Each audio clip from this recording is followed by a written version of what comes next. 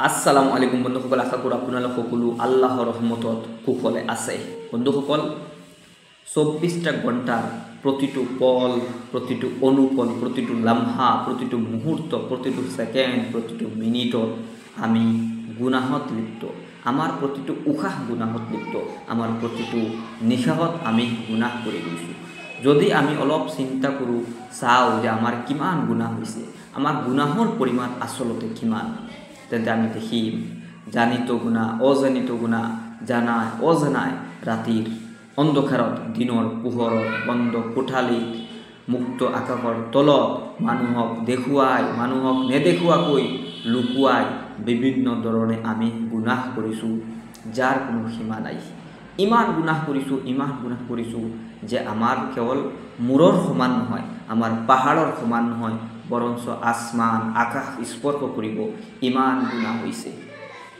আমি কওঁ যে আমাৰ ইমান গুনাহ হৈছে যে সাগৰৰ ফেনাহ পৰিমাণ হৈ গৈছে, কিন্তু যদি আমি চাওঁ আমাৰ প্ৰতিটো দিনৰ 24 ঘণ্টাই গুনাহত লিপ্ত হৈ আছোঁ। আমি কোনোবা গোটেইটো দিন খেলৰ লগত ব্যস্ত, কোনোবাই গানৰ লগত ব্যস্ত, কোনোবাই ৰাতি টোপনি গৈ আছোঁ অথচ ফোনত গান বাজি আছে। মুঠতে আমি 24টা ঘণ্টাৰ অধিক মাত্রায় আমি গুনাহত লিপ্ত, অধিক সময় আমি গুনাহত লিপ্ত, যার বাবে আমি যদি চাওঁ তাতে আমার গুনাহর পরিমাণ চাগে আকাশ পরিমাণ হৈ গৈছে, আকাশ চৌ অৱস্থা হৈ গৈছে। পাহাৰ যিটো লম্বাই আছে, পাহাৰৰ যিটো উচ্চতা আছে, সেইটো পাৰ কৰি যেন আকাশ চুব যেন লাগিছে আমাৰ গুনাহৰ পৰিমাণে। তাৰপিছতো আমাৰ গুনাহৰ সঠিক পৰিমাণ একমাত্ৰ আল্লাহ সুবহানাহু তাআলা জানে। যদি আমি ভাবিলোঁ যে আমাৰ গুনাহৰ পৰিমাণ আকাশৰ পৰিমাণ হৈ গৈছে, আকাশ চৌ পৰিমাণ হৈ গৈছে, তেন্তে আমি কি কৰিব লাগিব? ইমান গুনাহ লৈতো আমি আশা কৰোঁ যে আল্লাহ সুবহানাহু তাআলা আমাক মাফ কৰি দিব। হয়, আল্লাহ সুবহানাহু তাআলা মাফ কৰি ভাল পায়, তেওঁ আমাক মাফ কৰি দিব, কিন্তু তাৰ আগতেই যদি ইমান যে আমাৰ গুনাহ, সেই গুনাহখিনিৰ পৰা যদি আমি আল্লাহ সুবহানাহু তাআলাৰ পৰা আশা কৰিছোঁ যে আল্লাহে আমাক মাফ দিব, তেন্তে আমিও এটা গুণৰ অধিকাৰী হ'ব লাগিব। আমিও বেলেগক ক্ষমা কৰা, বেলেগক ফৰগিভ কৰা শিকিব লাগিব। যদি আমাৰ মাজত ফৰগিভনেছ গুণ নাই, তেন্তে আল্লাহে আমাক কেনেকৈ মাফ দি দিব?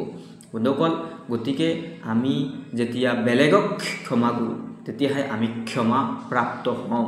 গতিকে আমি বেলেগক ক্ষমা কৰিবলৈ শিকিব লাগিব।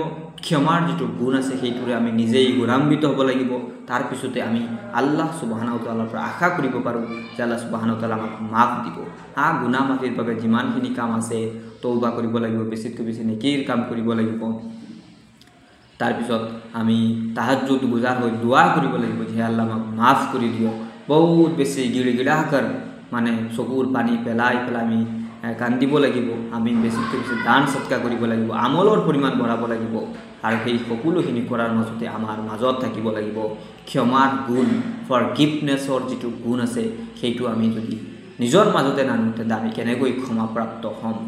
গতিকে বন্ধুসকল, আহক আমি চেষ্টা কৰোঁ সকলোৱে এই ক্ষমাৰ যিটো গুণ আছে সেইটো নিজৰ মাজত আনো। তেতিয়াহে আমি আশা কৰোঁ যে আল্লাহ সুবহানাহু তাআলাই আমাক মাফ কৰিব ইনশাআল্লাহ।